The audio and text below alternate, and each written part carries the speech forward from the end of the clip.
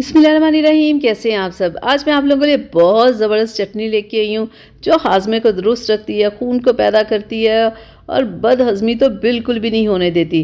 तो ये चटनी जल्दी से रमज़ान से पहले बना लें और इसे स्टोर कर लें ताकि कि जिन लोगों को बदहज़मी की प्रॉब्लम है और खाना हज़म होने में प्रॉब्लम होती है, ये चटनी बना लें और फिर आराम से पूरे रमज़ान खाएँ। तो चलें शुरू करते हैं इस रेसिपी को बनाना। तो बिस्मिल्लाहिर्रहमानिर्रहीम।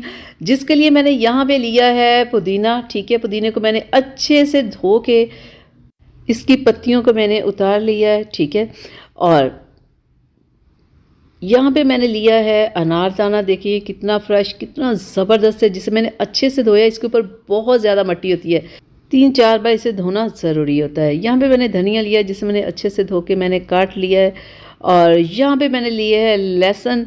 लहसुन को भी मैंने अच्छे से छील के इसे धो लिया है। और साथ ही मैंने यहाँ पे लिए हैं 6 से 7 अदद सब्ज़ मिर्च जिन्हें मैंने धो के अच्छे से काट लिया। और यहाँ पे है मेरे पास अदरक जिसे मैंने छील के अच्छे से धो के रख लिया है। ठीक है, ये हमें चटनी के लिए सामान चाहिए था। तो चले एक लेते हैं ब्लेंडर और इसके अंदर हम सबसे पहले डालते हैं धनिया। और अब हम इसके अंदर डालते हैं पुदीना। ये देखिए कितना फ्रेश और ज़बरदस्त खुशबुएं आ रही है। और अब जाएगा यहाँ पे सब्ज़ मिर्चें। ठीक है, और अब हम इसमें ऐड करेंगे अदरक जो बारीक मैंने थोड़ी काटी हुई है। और अब जाएगा इसमें लहसुन। और अब हम इसमें डालेंगे अनारदाना। बहुत ही मज़े का, ये खट्टा मीठा होता है। चलें जी, हो गया। तो अब हम इसमें ऐड करेंगे इसकी ज़बरदस्त सी चटनी बनाने के लिए थोड़ा सा, ज़्यादा नहीं, थोड़ा सा हम इसमें पानी ऐड करेंगे। ठीक है, ज़्यादा नहीं तो चटनी बहुत पतली हो जाएगी, बस थोड़ा सा।